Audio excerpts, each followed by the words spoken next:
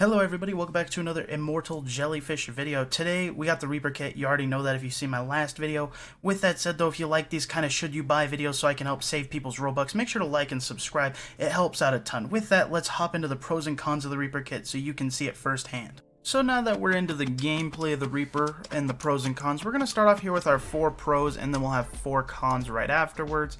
And then at the end of those pros and cons, I'm going to give you guys my ultimate decision, my full opinion, you don't have to agree with it, on whether you should or should not buy this. With that said, we're hopping into the pros first here.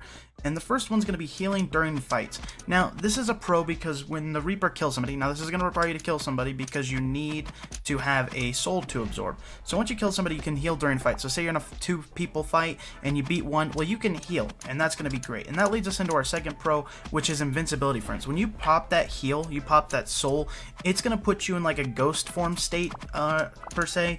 And while it's healing you, you're also going to be invincible. Now, you can attack people back in this, and one time it let me break a bed while I was in this form, and one time it did not. So yeah, I don't think you're supposed to be breaking beds in this form, but it might be a little buggy, so I wouldn't count on that. But yes, you get some invincibility frames so you can't be hit, which is super nice for like either getting away or getting ready to fight your next enemy who may have a bow or something, you know?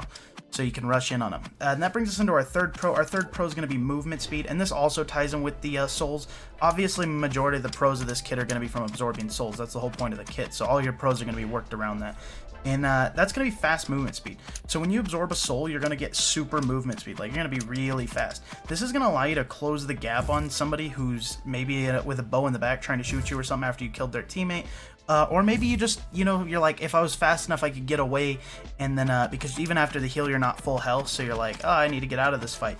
This movement speed is either going to allow you to get deeper into the fight where you want to be or get out further of the fight. So it makes you very flexible. If I can speak English, you're going to be very flexible going in and out of these fights, which is going to be great. And then the fourth one is you can easily farm enemies due to healing. So you're going to see this in some gameplay right here. I'm going to make sure to cut it in here for you guys to watch right now.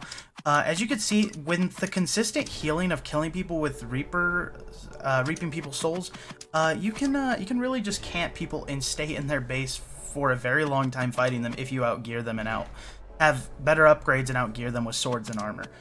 So yeah, that's going to be awesome. Now we're going to move over into our 4 cons to counteract these 4 pros.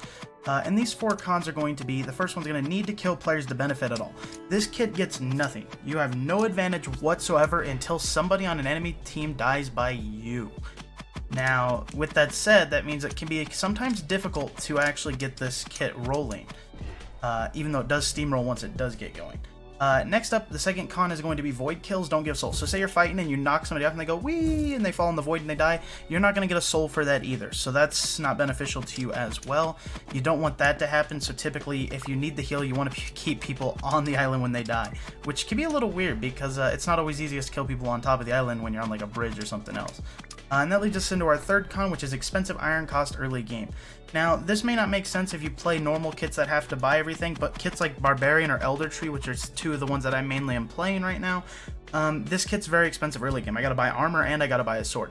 There's no like free sword from Barbarian, and there's no free armor like Elder Tree. So to get steamrolling with a PvP orientated class, I should say, kit, if you're gonna play a PvP orientated kit, you're not getting anything free here. So you're gonna have to fork out all the money for your iron armor and all the stuff for your iron sword to get really steamrolling early on to kill people. Versus Barbarian and Elder Tree, obviously, one of those problems is already taken care of. Barbarian already builds his sword, and Elder Tree already builds health, to aka its armor. So yeah, this kit's going to be expensive to get rolling as a PvP kit early game, and that's going to lead us into our 4th con, and that is it's terrible in 1v1s. Like, if you go into 1v1, even though I won a game in 1v1, and I'll show that here, there's like no purpose to it because, like, you kill a guy and you heal off him. Unless there's another solo player coming at you right afterwards, it's not worth it. And even if you're in a 4v4, let's say you're just 1v1ing in the middle, after you kill that guy, if nobody else comes to fight you, then the orb's power is, the soul is kind of useless except for topping your health back off. On that note though, guys, let's swing into the end of this video and let me give you guys my full opinion on whether the pros outweigh the cons here, or if the cons outweigh the pros, and whether or not you should or should not buy this kit, in my opinion. Well, hello there, somebody who made it through my entire video and somehow cares about my opinion. I appreciate you, I really do. But on that note, let's talk about my opinion on should you or should you not buy Reaper. Now, I'm gonna give this a you should, but only if you mainly play squads or duos, or maybe even Battle Royale now. I would say 16v16, but unless you're playing custom games, that doesn't exist. So here's why I think this kit is a good kit to buy if you play in squads or duos. And that's because this kit's healing and its benefits off killing somebody and then getting into another fight with another player is super strong. Now, it may not be for everybody. Maybe you prefer Barbarian and you don't want to worry about your sword.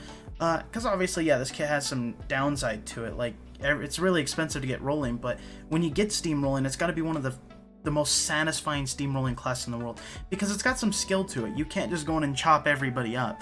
You actually need to target one guy, make sure he dies, use his soul, heal, kill his teammate, and then so on and so forth.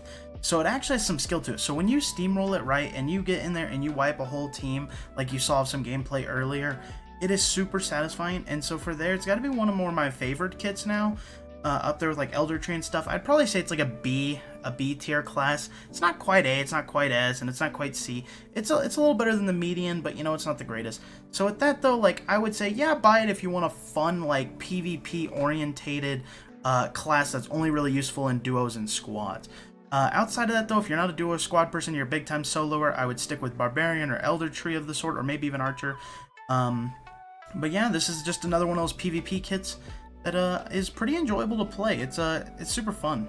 I don't know how else to say it except for it's a pretty fun, and like I said, when you pull off those things where you wipe a whole team because of your healing, it's super fun. On that note though, guys, hopefully this helped you save your Robux or made you spend your Robux in a spot you should be spending them. On that note though, I will see you all in the next video. Peace out.